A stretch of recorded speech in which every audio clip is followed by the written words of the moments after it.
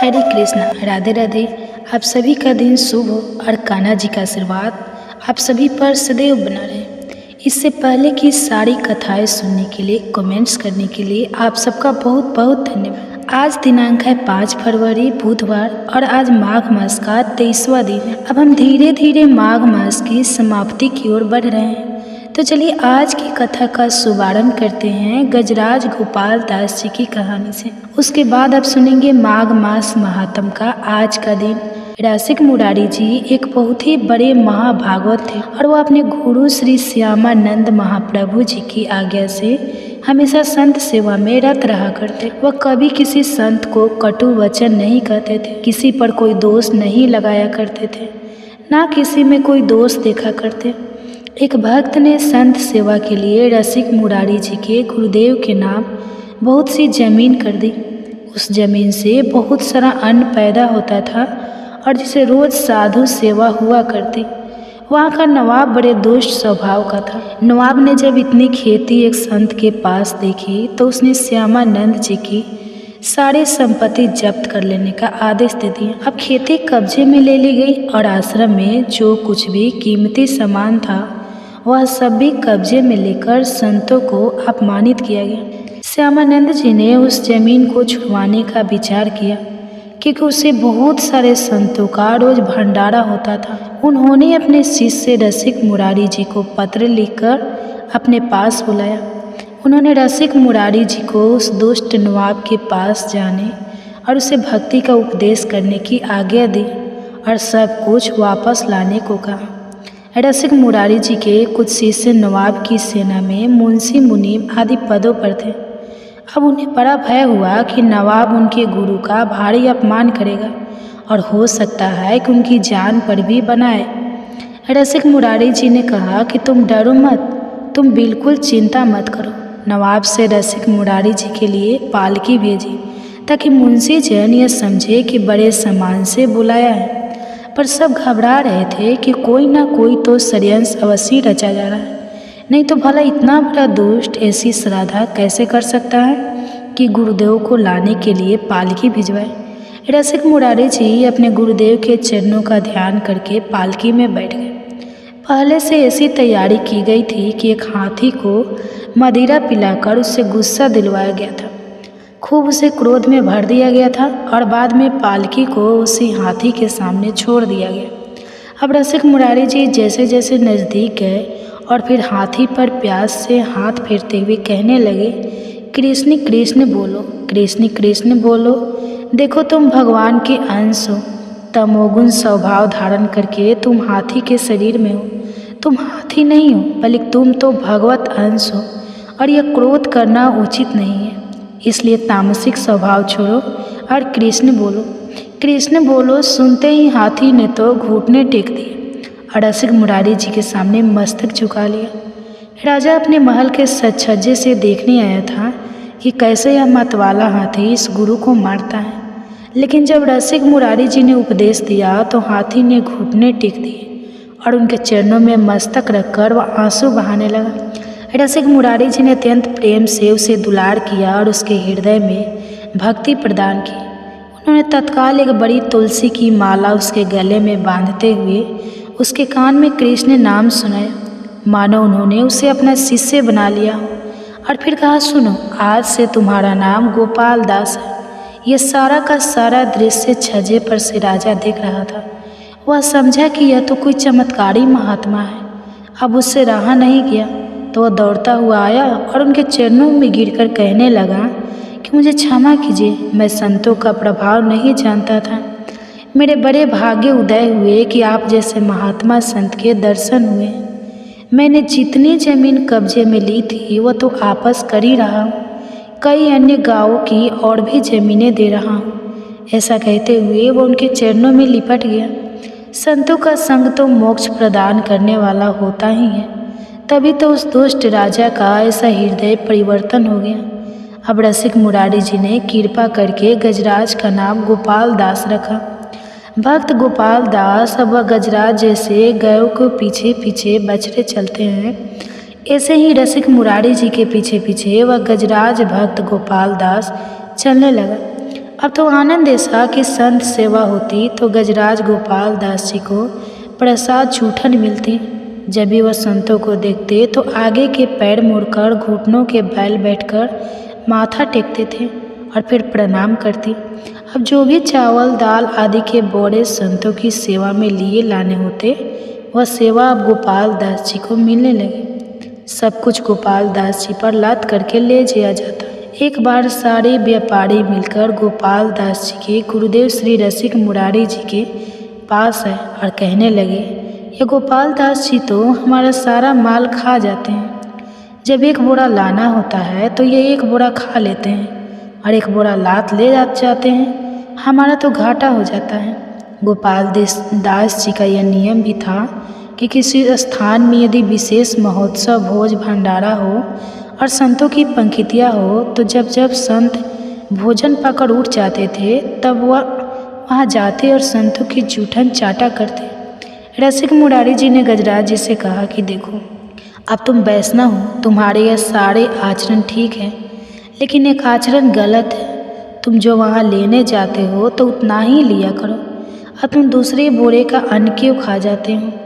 एक तो वैष्णव को बिना भोग लगाए नहीं खाना चाहिए, इसलिए तुमको आज से बिना भोग लगा हुआ भोजन या अन्न नहीं खाना है और जब तक प्रसादी ना मिले तब तक कुछ भी नहीं खाना। गोपाल दास की समझ में आ गया। तब श्री रसिक मुरारी जी ने कहा, बेटा देखो, ज़बरदस्ती कुछ भी खाना पाप है। एक वैष्णव का ऐसा संस्कार नहीं होता है कि किसी के खेत में गए या किसी की दुकान से ही सामान खा ली। अब तो गोपाल दास जी ने घुटने टेक कर ऐसी गलती मानी, लगा वह कह रहे हो, क्षमा कीजिए गुरुदेव, आगे से ऐसी गलती कभी नहीं होगी।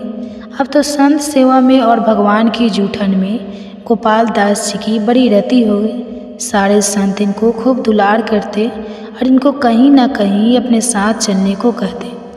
गजराज गोपाल दास उन्हें सूंड पर चढ़ाकर अपनी पीठ पर बैठा लेते और इधर उधर घुमा घुमा कर संत से खूब आनंद लिया करते। गोपाल दास जी को संत सेवा का बड़ा चाव था। जैसा भी संत आदेश करते वो बिल्कुल वैसा ही किया करते। अगर कोई संत कहते कि आज यह सब्जी पाने का मन है तो गोपाल दास जी तिलक लगाकर कंठी पहने बाजार जाते और उसके बाद सब उन्हें जिधर सूंड से इशारा करते वही सब्जी पकड़ा देते। गोपाल दास जी उसे सूंड में रखकर ले आते, लेकिन अब वह खाते नहीं थे। अगर कोई जरा सी आनाकानी करता तो मार के ऐसा डराते कि वह तो हाथ जोड़कर वहीं खड़ा हो जाता और वह सामान लेकर दे देता। कभी गोपाल दास जी के संत से कहते कि मेरे कपड़े फट गए हैं तो गोपाल दास जी कपड़े की दुकान से वह भी ले आते। रसिक मुरारी जी जैसे पहुंचा देते और गोपाल दास जी माल लेकर आ जाते। सर्दी के समय में गोपाल दास जी अपने आप किसी कंबल की दुकान में जाकर बंडल का बंडल उठाकर पीठ में रखकर संतों के पास ले आते। सब रसिक मुरारी जी को पता चलता तो फिर वह पैसे पहुंचा देते। संत भी खूब प्रसाद ले लेते और थोड़ा खाकर बचा हुआ सब गोपाल दास जी को खिलाते और उन्हें खूब दुलार करते। गोपाल दास जी के साथ बहुत से संतों की टोली थी। जिधर जाते उधर लोग दौड़ उठते ये चमत्कार देखने के लिए कि एक हाथी संत सेवा में रहता है। अब तो दर्शन के लिए भीड़ लग जाती। चारों दिशाओं में आश्चर्यजनक चर्चा चली कि एक गजराज तो वैष्णव है जो संत सेवा में रहते हैं। अब बंगाल के सूबेदार को जब पता चला कि ऐसा कोई चमत्कारिक और आज्ञाकारी हाथी है तो उन्होंने उसे पकड़वाने के लिए आदमी नियुक्त किए। पर जब भी कोई उनके नज़दीक आता तो गोपाल दास जी उसे अपनी सूंड में फंसाकर दूर पटक देते और उसे दंड देते। वह किसी को जान से तो नहीं मारते पर किसी काम का भी नहीं छोड़ते। अब नवाब के जो भी सैनिक आए उन्होंने वापस आकर बताया कि महाराज, वो हाथी तो पकड़ में नहीं आने वाला, वह भगवत शक्ति से संपन्न है। सूबेदार ने बहुत से स्वर्ण मुद्राएं पुरस्कार में रखकर घोषणा करा दी कि उस हाथी को बंदी बनाकर हमारे पास लाया जाए। तो किसी के दिमाग में आया कि गजराज साधुओं को नहीं मारता है। वो एक दुष्ट साधु वेश बनाकर गोपाल दास जी के सामने आए। अब गोपाल दास जी ने साधु वेशधारी के सामने घुटने टेक दिए और उसने तुरंत गोपाल दास जी को बंदी बना लिया और उन्हें अपने साथ ले गया। जब वह सूबेदार के पास ले जाया गया तो गोपाल दास जी को जल और भोजन आदि अर्पित किया गया। लेकिन उन्होंने तो कुछ भी नहीं खाया, क्योंकि उन्हें गुरुजी ने तो उन्हें बस संतों की जूठन या भगवान का प्रसाद पाने का नियम दिया था। कई दिन हो गए गोपाल दास जी ने इतने दिनों में ना तो अन्न ग्रहण किया न जल। सूबेदार के कहने पर सबने सलाह की, सोचा ये तो वैष्णव है, इसको गंगा जी में ले जाया जाए तो शायद गंगा जल पी ले, क्योंकि वो तो भगवान का चरणामृत है, तो इसके ऐसे ही प्राण निकल जाएंगे। अब जैसे ही वो उन्हें गंगा जी में लेकर गए तो गोपाल दास जी जलधारा में खड़े हो गए। उन्होंने अपने गुरुदेव का ध्यान किया और जोर से पुकारा कृष्ण, और अपने शरीर का त्याग कर दिया। एक भगवत प्राप्त महात्मा की जो गति होती है वही सदगति गोपाल दास जी की हुई। गजराज गोपाल दास जी के हाथी के शरीर में थे, पर उन्हीं निष्ठा इतनी बड़ी थी कि उनके गुरुदेव ने कहा कि प्रसाद के अलावा कुछ भी नहीं पाना, तो उन्होंने सच में कुछ भी नहीं पाया और अपने जीवन का त्याग कर दिया, लेकिन कुछ खाया नहीं। रसिक मुरारी जी के ऐसे बहुत से पावन चरित्र हैं जिनमें भक्ति के प्रभाव से उन्होंने बड़े से बड़े दुष्टों की बुद्धि बदल डाली। भगवान अपने भक्तों की महिमा प्रकाशित करने के लिए ऐसी ऐसी लीलाएं करते रहते हैं। इसलिए भक्त को चाहिए कि गुरु चरणों में आसक्त होकर गुरु के द्वारा दिए गए मंत्र, नाम और सेवा में चित्त वृत्ति लगाकर इसी जन्म में भागवत प्राप्ति कर ले, और यही तो जीवन का परम लाभ है। सभी मिलकर प्रेम से बोलिए श्री रसिक मुरारी जी की जय, श्री गजराज गोपाल दास जी की जय। तो यह कथा आपको कैसी लगी कमेंट बॉक्स में जरूर बताइए। आप सुनिए इसी से जुड़ा एक और कथा भगवान के भक्त की। केरल के सुधर्म नाम के एक राजा थे। धर्म पूर्वक चलना, प्रजा का पालन करना और भगवान के नाम का जप करना ही उनका स्वभाव था। उनके यहाँ पर ही चंद्रहास जी ने जन्म लिया, और जन्म लेते ही वह तो कृष्ण नाम उच्चारण करने लगे। चंद्रहास जी के जन्म की खुशी में अब पूरे राज्य में आनंद उत्सव मनाया जाने लगा। शत्रु पक्ष के राजाओं ने मिलकर निश्चय किया कि आक्रमण करने के लिए सही अवसर है, क्योंकि सुधाई आक्रमण करके तब राज्य को घेर लिया। सुधाई के इसके बाद राजा महल को भी घेर लिया गया, ताकि कोई भी बच के ना जा सके। राजमाता ने दाई माँ को चंद्रहास जी की जान बचाने को कहा। दाई माँ ने सोचा कि अगर वह उन्हें राजकुमार की तरह लेकर जाती है तो उन्हें मार दिया जाएगा। दाई माँ ने झाड़ू पोछा लगाने वाली सेविका का रूप बनाया और कुछ दोने पतलों के नीचे चंद्रहास जी को छुपाकर बाहर निकाली। सैनिकों ने ऊपर से देखा तो वह बोली कि राजघराने से कुछ झूठे पतल आदि है, तो सैनिकों ने उन्हें जाने दिया। अब इस तरह से वह राजकुमार चंद्रहास जी को लेकर भाग गए और कुंतलू जी पहुँचे। उन्होंने वहाँ के मंत्री दृष्ट बुद्धि से प्रार्थना की कि मैं सेवा कला में बड़ी प्रवीण हूँ और कृपा करके मुझे कुछ समय के लिए महल सेवा में रख लिया जाए। उन्होंने चंद्रहास जी को अपना पुत्र बताया। उनकी परीक्षा ली गई। राजघराने की सेविका होने के कारण वह परम प्रवीण थी, तो उन्हें सेवा में रख लिया गया। उन्होंने अपना असली परिचय किसी को भी नहीं बताया। जब चंद्रहास जी 3 वर्ष के हुए तब दाई माँ की मृत्यु हो गई। अब उनकी देखभाल करने वाला कोई भी नहीं था। उनके मुख पर एक समय कृष्ण कृष्ण नाम चलता रहता। अब वह यो में भटकने लगे। उनको महल से निकाल दिया गया, क्योंकि दाई माँ की सेवा के कारण ही तो उन्हें महल में रखा गया था। 3 वर्ष के बालक चंद्रहास जी को गलियों में घूमता देखकर कोई उन्हें स्नान करा देता, कोई वस्त्र पहना देता और कोई भोजन करा देता। चंद्रहास जी हर समय कृष्ण कृष्ण नाम जपते रहते। श्री देवर्षि नारद जी ने देखा कि यह बालक तो कृष्ण कृष्ण बोलता रहता है और इस बालक का हरि के अलावा कोई है भी नहीं। तब नारद जी ने उन्हें बुलाकर दुलार करते हुए कहा, सुनो, मैं तुम्हें एक अमोघ वस्तु देता हूँ। नारद जी उनके लिए छोटी सी शालिग्राम शिला लेकर आए थे। तो नारद जी बोले, धो के पी लेना और दिखा के खा लेना, यही तुम्हारा सेवा पद्धति है। इनको स्नान करा देना और जो कुछ भी तुम्हें मिले इनको अर्पित करके फिर खा लेना। चंद्रहास जी ने सोचा कि शालिग्राम शिला को धोने, स्नान कराने और भोग लगाने के लिए कोई पात्र तो चाहिए होगा। तो उन्होंने पान की तरह शालिग्राम जी को अपने मुंह में ही रख लिया। उन्होंने सोचा कि यही धुल गए तो चरणामृत पी लिया जाएगा और कुछ खाएंगे तो अर्पित भी हो जाएगा। अब नारद जी ने साथ ही उन्हें भगवान के मंत्र का भी उपदेश दिया। मंत्री दृष्ट बुद्धि, जिसने चंद्रहास जी को दाई माँ को आश्रय दिलाया था, उनके एक पुत्र थे मदन जी, जो बहुत ही भगवत भाव वाले थे। उनकी एक भी थी जिसका नाम था विश्यात जी का। भक्तों को भोजन कराने का स्वभाव था, तो उन्होंने कई भक्तों और ब्राह्मणों जनों को भोजन के लिए बुलाया। तब चंद्रहास जी भी खेलते खेलते वहीं चले गए और वहाँ प्रसादी खाने लगे। उन बड़े बड़े ब्राह्मणों में एक ज्योतिषचार्य भी थे। दृष्ट बुद्धि जी ने अपनी पुत्री विश्यात देखकर बताइए तो कि इसका वर कैसा होगा, उसका कैसा ऐश्वर्य होगा।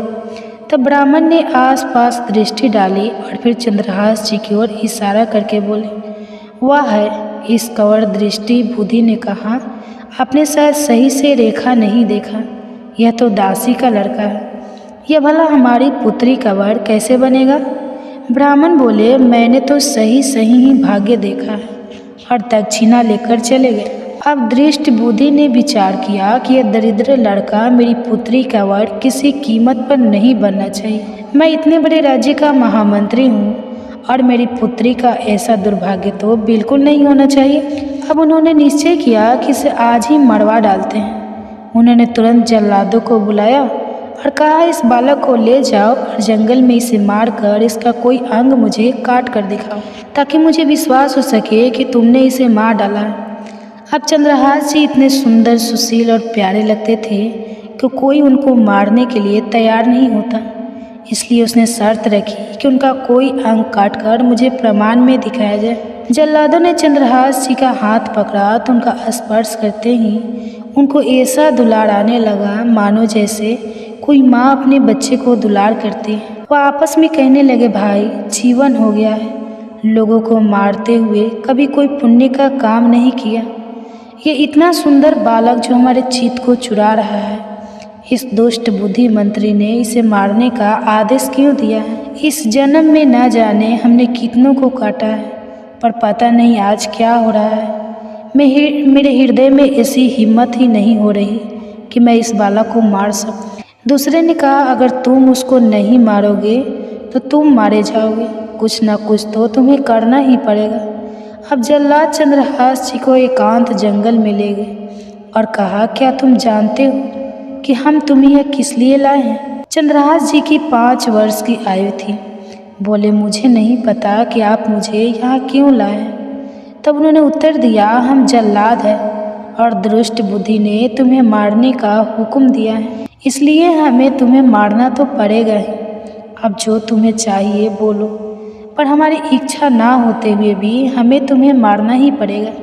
चंद्रहास जी बोले, मुझे तो कुछ नहीं चाहिए, बस थोड़ा सा समय चाहिए। मुझे मृत्यु का कोई भय नहीं है। यदि आप मारना ही चाहते हैं तो मेरी नृत्य की पूजा है, वो मैं कर लूँ, उसके बाद आप मुझे मार देना। उन्होंने कहा, हाँ, हम तुम्हें समय देते हैं, तुम किसी को पुकार भी सकते हो, तुम जो कुछ करना चाहो कर सकते हो। चंद्रहास जी ने कहा, मैं भला किसको पुकारूं, मैं तो अनाथ हूँ और श्री कृष्ण के अलावा मेरा कोई भी नहीं है।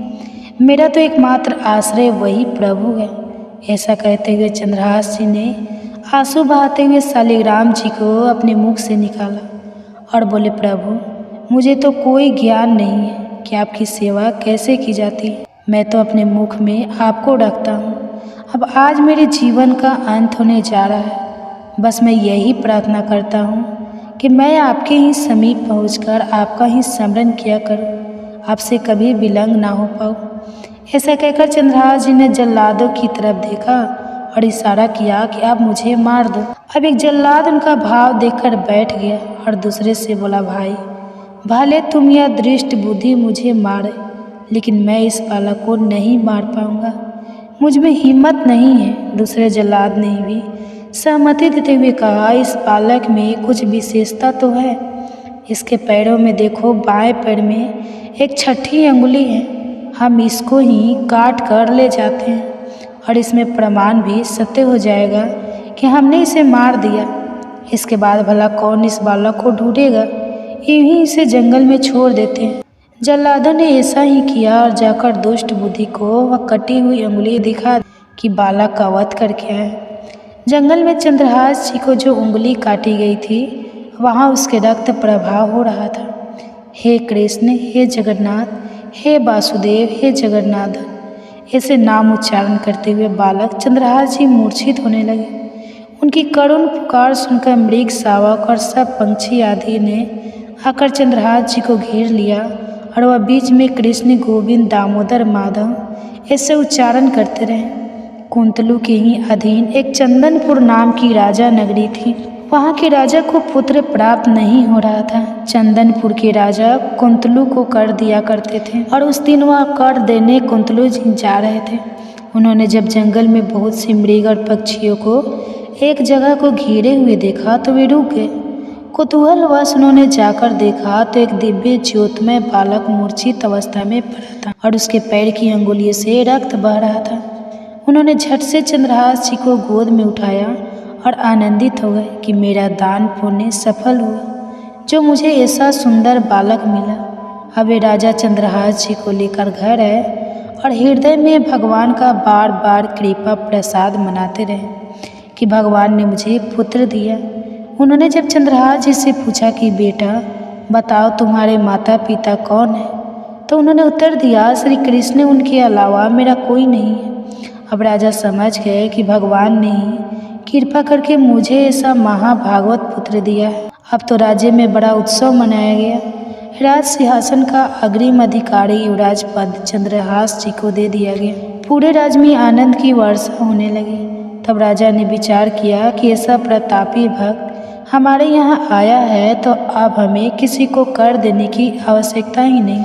जब लगातार 3 बार कर वहाँ नहीं पहुँचा तो सम्राट ने मंत्री को इस समस्या को सुलझाने का आदेश दिया। उन्होंने कहा कि जाकर पता लगाओ 3 बार से कर क्यों नहीं भेजा जा रहा। मंत्री चंदनपुर राज्य में पहुँच गया। वह चंद्रहास जी का ऐसा प्रभाव था कि सब कृष्ण भजन करते और आनंद में मग्न रहते। दृष्ट बुद्धि ने उन्हें पहचाना और सोचा कि तो वही बालक है, और फिर विचार किया कि यह तो बहुत अनिष्ट हो गया। हमने तो उसे मारना निश्चित किया था और जल्लाद ने इसको छोड़ दिया। अब तो यह राजा का राजकुमार बन गया है। उन्होंने राजा से कहा, पहली बात, इस बालक के युवराज पद पर बिठाने से पहले तुम्हें सम्राट को सूचना देनी चाहिए थी, और दूसरी बात, अभी तक तुमने कर नहीं दिया है। सम्राट चाहे तो एक क्षण में तुम्हारे राज्य को नष्ट कर दिया जाएगा। अब चंदनपुर के राजा ने हाथ जोड़कर कहा, महाराज, केवल आप ही हमारी रक्षा आप कर सकते हैं। मंत्री के मन में भी किसी भी तरह का चंद्रहास जी को मरवाना पड़ेगा, क्योंकि ब्राह्मण ने बताया था कि वही उनकी पुत्री के वर होंगे। मंत्री ने कहा, यदि आप चंद्रहास जी को सम्राट के पास भेज देते हैं तो वे निश्चित ही प्रसन्न हो जाएंगे और आपके इस अपराध को क्षमा भी कर देंगे। राजा ने यह बात स्वीकार कर ली। मंत्री दृष्ट बुद्धि ने एक चिट्ठी लिखी और चंद्रहास जी को देते हुए कहा, इसे खोलकर मत पढ़ लेना। वहाँ पहुँचते ही ये चर मेरे पुत्र मदन को देना। वह सम्राट से मिलने, माफ़ी मांगने आदि सब काम में तुम्हारी सहायता करेगा, लेकिन यह चिट्ठी तुम रास्ते में खोलकर बिल्कुल भी मत देखना।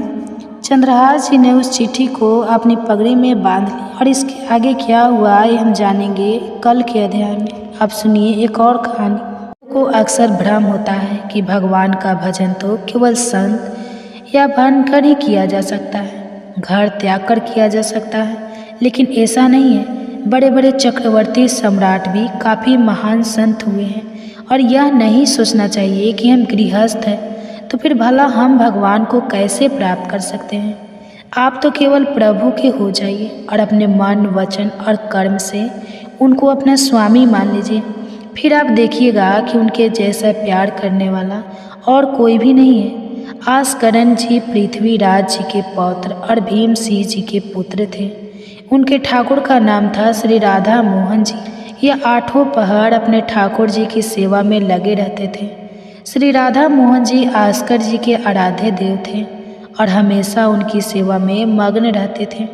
कान्हा जी के जो भक्त हैं, जिन्होंने दीक्षा ले रखी है, वह भक्त तो जानते ही होंगे कि 7 ठाकुर जी हैं। अब यह 7 ठाकुर जी कौन हैं? अगर आप इस बारे में जानना चाहते हैं तो कमेंट्स करके ज़रूर बताइएगा। ताकि मैं आपको इन सातों ठाकुर जी की कथाएं सुनाने का भी प्रयास कर सकूं।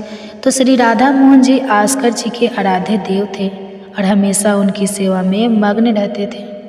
आस्करन जी ने एक चौकीदार को पूजा घर के बाहर सेवा में लगाया हुआ था और उसे आदेश दिया था कि कोई उनकी सेवा में विपेक्ष ना डाल पाए, अवरोध ना पैदा करे, क्योंकि उनका रोजाना 10 घड़ी यानी 4 घंटे ठाकुर जी की सेवा करने का नियम था। जितनी देर वह ठाकुर जी की सेवा करेंगे उतनी देर ना कोई उनको रोके ना टोके न आवाज़ लगाए, बस उन्हें उतनी देर तक ठाकुर जी की सेवा ही करनी होती थी। अब दिल्ली का बादशाह एक बार किसी काम से आस्कर जी के राज्य में आया और कहा कि मुझे तुरंत उसे मिलवाया जाए। अब उससे प्रार्थना की गई कि महाराज, यह तो असंभव है, हम तो आपको तुरंत उनसे नहीं मिलवा सकेंगे। कारण यह है कि समय आसक जी अपने ठाकुर जी की सेवा में है और उनका आदेश है कि 4 घंटे तक कोई उनकी सेवा में बाधा न डाले। बादशाह ने आसक जी को सूचना देने के लिए बार बार आदेश किया, पर किसी भी सेवक ने बादशाह की आज्ञा नहीं मानी। अब बादशाह को इस बात से बड़ा क्रोध हुआ, उसे क्रोध में भी आया और उसने इसे अपना समझकर अपमान समझा। तब उसने तुरंत अपने सेनापति को आदेश दिया कि उन सबको दंड दिया जाए और आसक जी को बंदी बनाकर बादशाह के सामने लाया जाए। उन्हें बताया गया कि आसक जी को 4 घंटे तक कोई सूचना नहीं पहुंचाएगा। अब तो पूरे नगर में बड़ी घबराहट फैल गई। आसक जी ना तो शिकार खेलते थे न किसी को दंड देते थे, वह तो केवल और केवल भागवत सेवा, नाम जप और नाम कीर्तन ही किया करते थे। और इन सब के बाद भी पूरे नगर को सारी सुविधाएं मिलती थी। सबके घर पर ठाकुर सेवा विराजमान थी और सबके घर पर नाम कीर्तन किया जाता था। जिसको जिस चीज़ की जरूरत होती वह राज दरबार से उसे ले सकता था। अब बादशाह के इस आदेश से हड़कंप मच गया। बादशाह बोला, मेरा आखिरी हुक्म है कि आस्कर जी को हाजिर किया जाए, नहीं तो हम पूरी सेना से विध्वंस मचा देंगे और नारगढ़ घाट को नष्ट कर देंगे। जो प्रधान सेना नायक था उसने हाथ छोड़कर बादशाह से कहा कि बादशाह, आप समझिए हम आपके सेवक हैं, आपसे लड़ कैसे सकते हैं। आप तो बादशाह हैं, पर मेरी प्रार्थना है कि आप अकेले जाकर देख तो लीजिए कि आस्करन जी सेवा में लगे हुए हैं। हम उन्हें सूचना नहीं दे सकते, पर आप तो बादशाह हैं, आपको रोक भी नहीं सकते। एक काम कीजिए कि आप खुद जाकर बात कर लीजिए। बादशाह को लगा कि बात सही है, क्योंकि यह हमारे ही अनुकूल राज है, कोई दुश्मन तो है नहीं। तब बादशाह ने स्वयं अंदर जाकर देखा तो आस्कर जी की सारी सेवा हो चुकी थी। आस्कर जी भागवत सेवा करके नियम पूर्वक ठाकुर जी को साष्टांग दंडवत कर रहे थे। उन्हें यह पता चल गया कि कोई आया है, पर उन्होंने ना तो नज़र उठाई ना बात की और ही रुके। वह ठाकुर जी के प्रति जो भी उनके कर्तव्य थे, जो सेवा पूजा थी, वह करते रहे। वे निरंतर साष्टांग दंडवत करते रहे। बादशाह खड़ा देखता रहा कि यह ना तो मेरी तरफ देख रहे हैं ना बोल रहे हैं। खड़े खड़े बादशाह को बहुत देर हो गई। अब पद का तो बहुत अभिमान होता है। बादशाह ने म्यान से तलवार निकाली और उनके पैर पर मारकर उनकी एड़ी काट दी, लेकिन आस्क जी ने ना तो दंडवत रोका न बादशाह को मुड़कर ही देखा। उनके पैर से खून की धार बहने लगी, लेकिन उन्हें एक आह भी नहीं भरी और ना ही वे रुके। वैसे ही खड़े हुए और फिर साष्टांग दंडवत करने लगे। आस्करन जी खून से लथपथ हो रहे थे, लेकिन कोई कष्ट का अनुभव नहीं दिखा रहे थे। एड़ी कट जाने का दुख उनके चेहरे पर कहीं से कहीं तक झलक ही नहीं रहा था। अब तो बादशाह का धैर्य टूट गया। वह सोचने लगा, यह तो अपराध बन गया, यह कोई नाटक नहीं कर रहे हैं, यह तो सच में महान भागवत है। और जो पद का अभिमानी होता है वह नहीं जानता कि भक्ति क्या होती है, भक्ति का स्वरूप क्या होता है और भक्तों की निष्ठा क्या होती है। अब आस्क जी ने पूरी दंडवत की और ठाकुर जी की प्रार्थना कर उन्हें मध्याह्न विश्राम भी करा दिया। तब तक उनके पैर से खून बह ही रहा था। अब उन्होंने पीछे मुड़कर बादशाह को देखा, लेकिन उन्हें बिल्कुल भी क्रोध नहीं आया कि बादशाह ने उनकी एड़ी काट दी है। राजा ने देखा कि मेरे अपराध का इनके ऊपर कोई भी प्रभाव नहीं पड़ा। अब आस्कर जी के धैर्यशील और अपने इष्ट के प्रति निष्ठा देखकर बादशाह रीझ गया, बहुत प्रसन्न हुआ और उसने कहा, आज मेरे नेत्र सफल हो गए कि मैंने ऐसा निष्ठिन भाव भक्त देखा।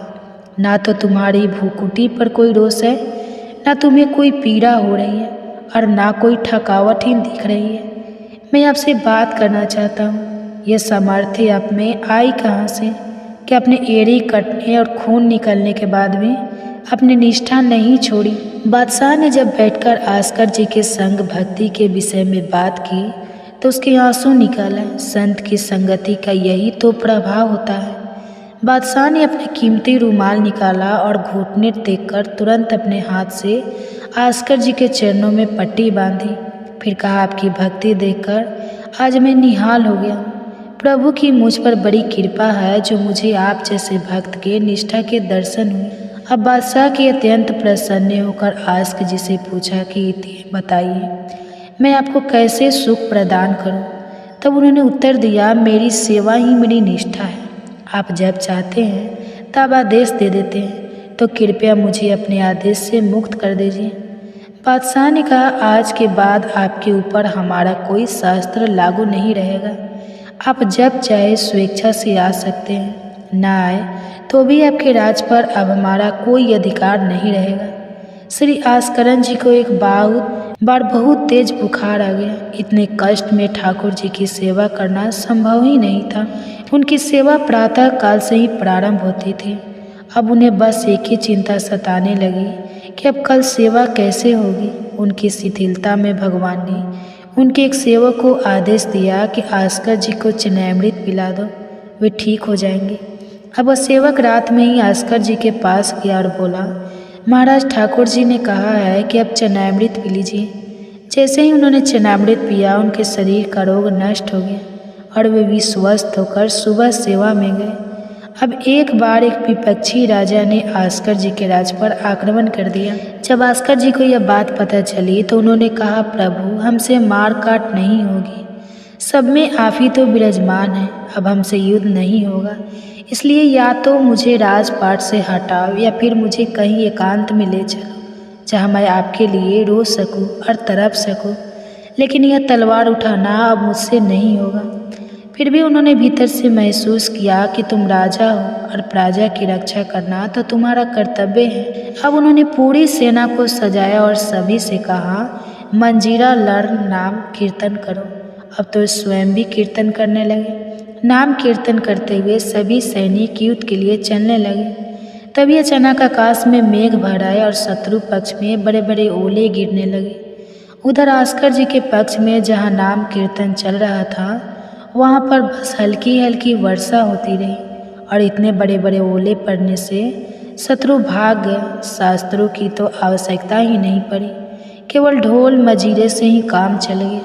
अब जब शत्रु पक्ष भाग गया तो विपक्षी राजा आस्कर जी के चरणों में गिरकर बोला, मुझे क्षमा कर दीजिए, मुझे नहीं पता था कि आप इस कोटि के महाभागवत हैं। तो यह है अनन्य भक्ति का प्रताप। अगर हम अपने ठाकुर जी की सेवा, ठाकुर जी का नाम जप और ठाकुर जी के ही गुणों का गायन करते हैं तो किसी में ताकत नहीं कि हमें परास्त कर सके।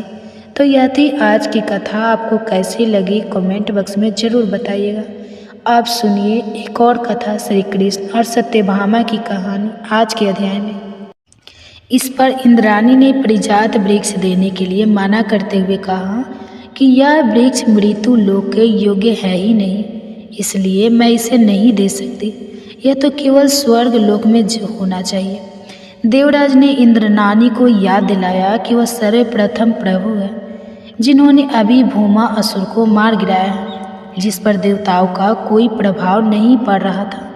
लेकिन रानी भी हट करने लगी और वह परिजात का वृक्ष देने के लिए तैयार ही नहीं हुए।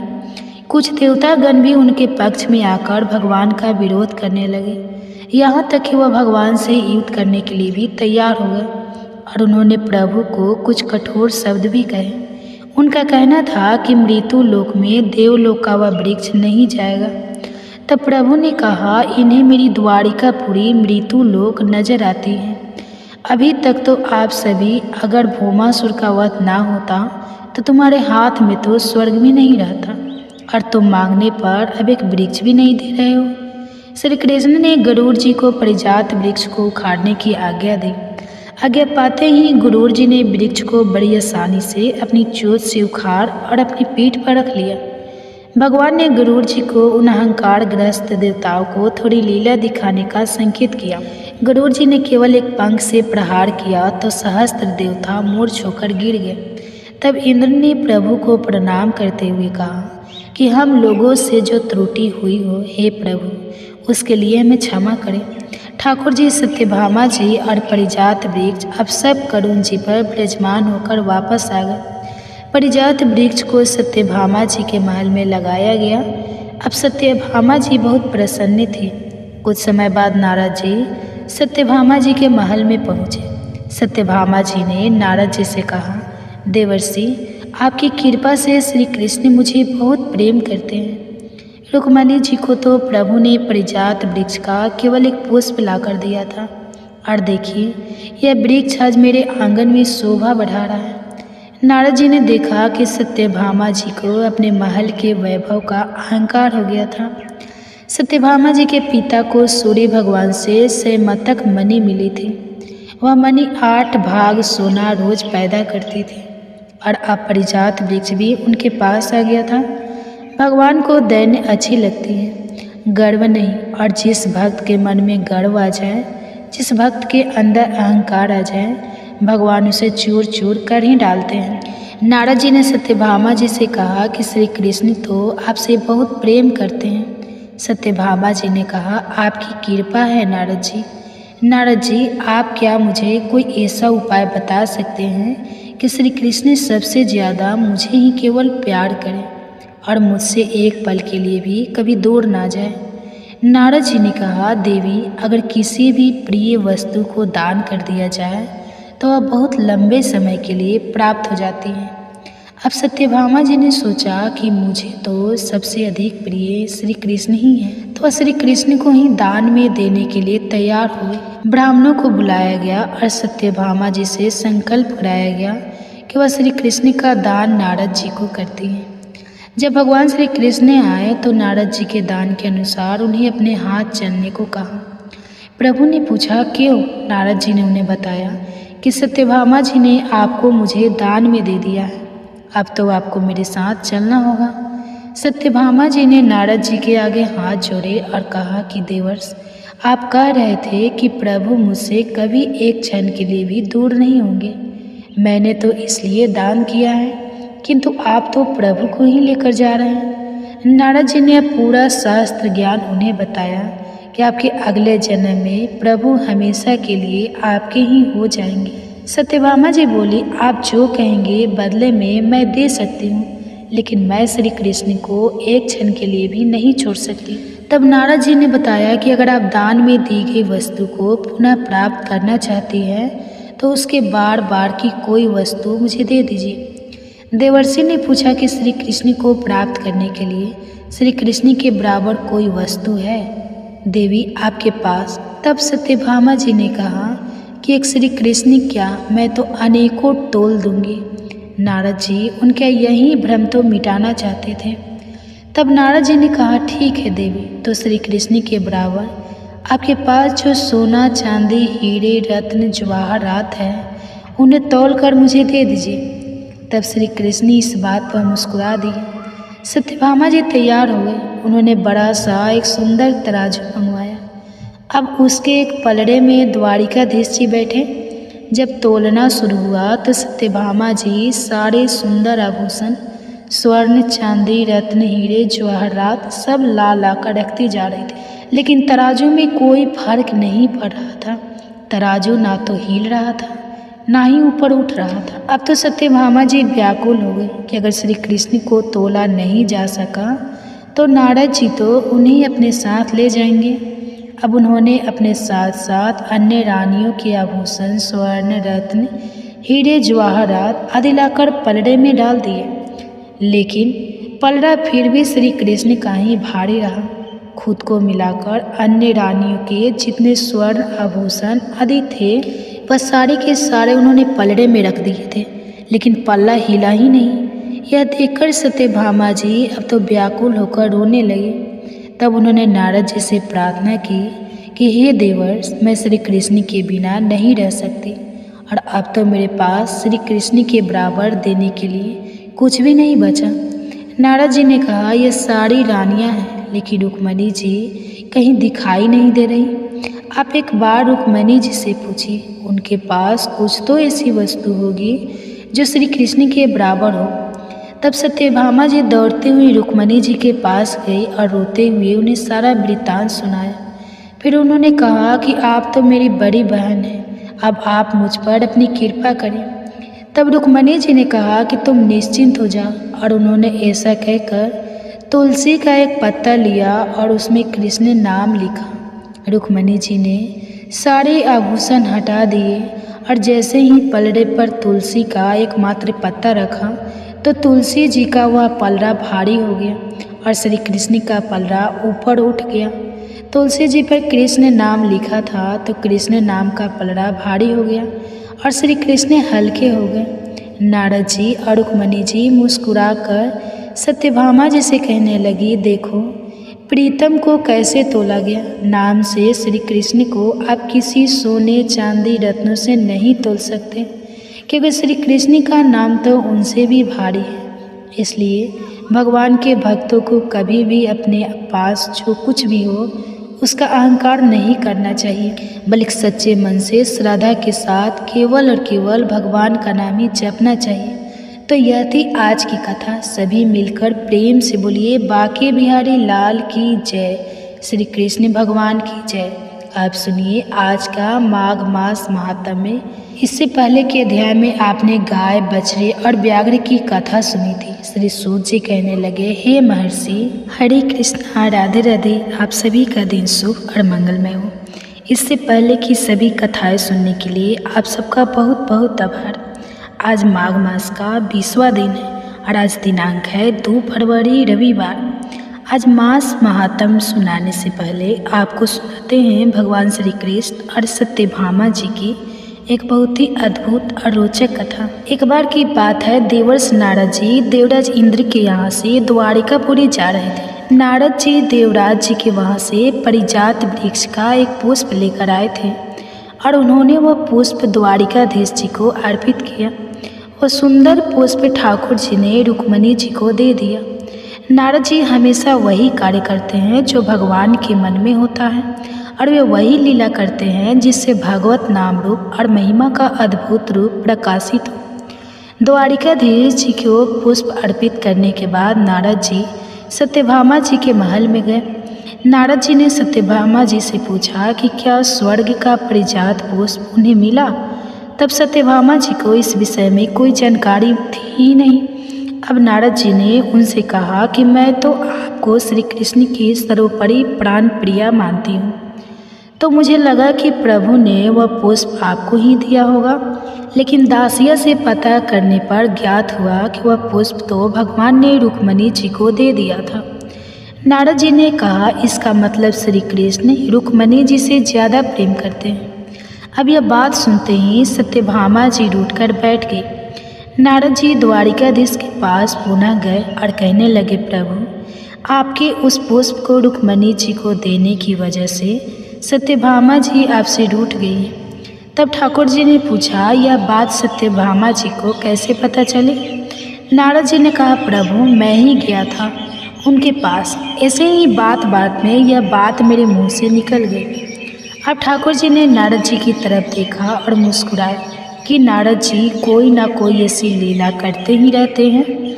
जब प्रभु सत्यभामा जी के समीप आए तो उन्होंने कहा कि वह पुष्प भले ही नारद जी वापस ले जाते, लेकिन उसे रुक्मिणी के पास नहीं जाना चाहिए था। ठाकुर जी ने सत्यभामा जी को मानते हुए कहा कि चिंता मत करो, मैं वास्तव में तुमसे ज़्यादा प्रेम करता हूँ। रुक्मिणी जी को तो मैंने केवल पुष्प दिया है, तुम्हारे लिए तो मैं वह पारिजात वृक्ष लाकर ही तुम्हारे आंगन में लगा दूंगा। यह बात सुनते ही सत्यभामा जी हो गई। इधर पृथ्वी के पुत्र भौमासुर का जब अत्याचार बढ़ा तो देवराज इंद्र ने श्री द्वारिकाधीश की शरण ली और उनसे सारे देवताओं को बचाने की प्रार्थना की। सत्यभामा जी साक्षात पृथ्वी देवी का रूप है भौमासुर अर्थात नरकासुर पृथ्वी देवी का पुत्र था।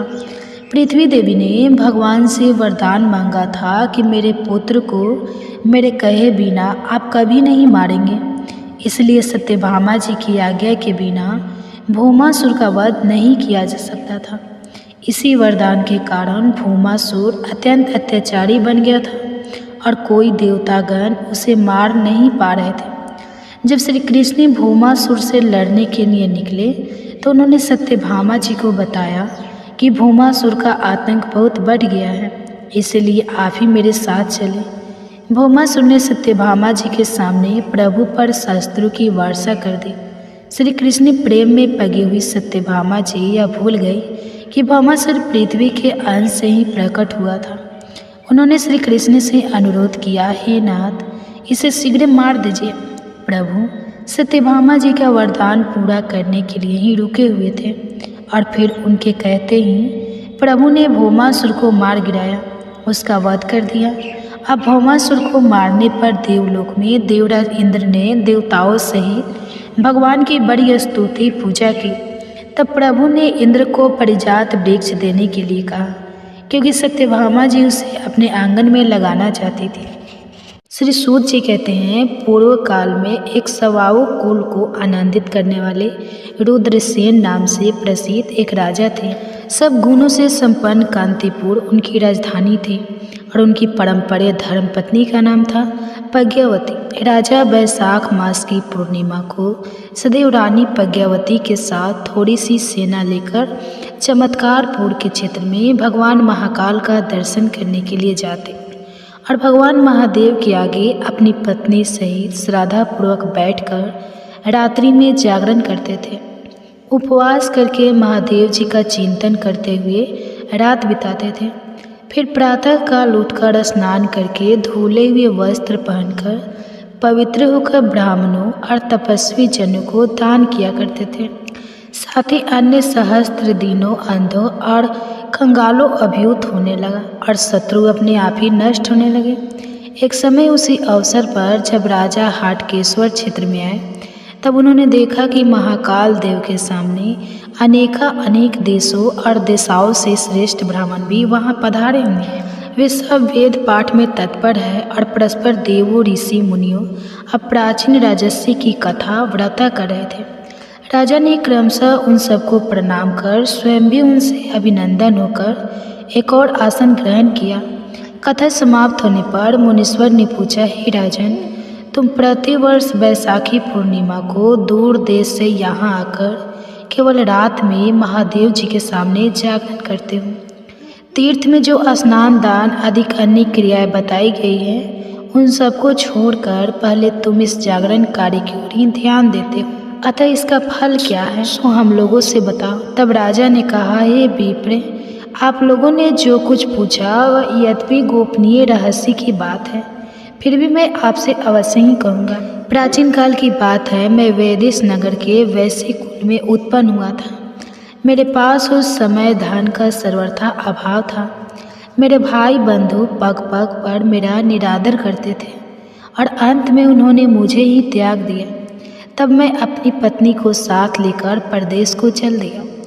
सर्वराष्ट्र देश को धन धान्य से संपन्न सुनकर मन में उसका ध्यान करते हुए चला और रास्ते में भिक्षा का अन्न भोजन करता हुआ मैं क्रमशः आगे बढ़ते बढ़ते अनंत देश में चमत्कारपुर के समीप आ पहुँचा। वहाँ मैंने स्वच्छ जल से भरा हुआ एक सरोवर देखा और थकावट से बहुत कष्ट तो मैं पा ही रहा था।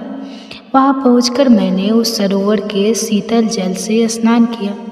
उसके बाद मेरी पत्नी मुझसे कहने लगी, हे नाथ, इस जलाशय से कुछ कमल संग्रह कर लीजिए जिससे आज का भोजन चले। यह पास ही इंद्रपुरी के समान मनोहर नगर दिखाई देता है, वहाँ चलकर इन कमलों को बेच लेना चाहिए। तब मैंने बेचने के लिए बहुत सारे कमल इकट्ठे कर लिए और चमत्कारपुर में आकर सब और घूमा, किंतु कोई भी मनुष्य उन कमलों को खरीदता ही नहीं था। भूख के मारे मैं दुर्बल हो रहा था, मेरा गला सूख गया था। उस समय सूर्यास्त हो गया। तब मैं वैराग्य भाव को प्राप्त होकर पत्नी के साथ एक टूटे फूटे मंदिर में गया और उन कमलों को पृथ्वी पर लेकर लेट गया। फिर आधी रात बीतने पर मैंने गाने की ध्वनि सुनी। तब मेरे मन में विचार हुआ कि निस्संदेह आज यहाँ जागरण का पर्व है, इसलिए चलो, अगर कोई मेरे इन कमलों को मूल्य देकर ले लेगा तो भोजन की व्यवस्था भी हो जाएगी।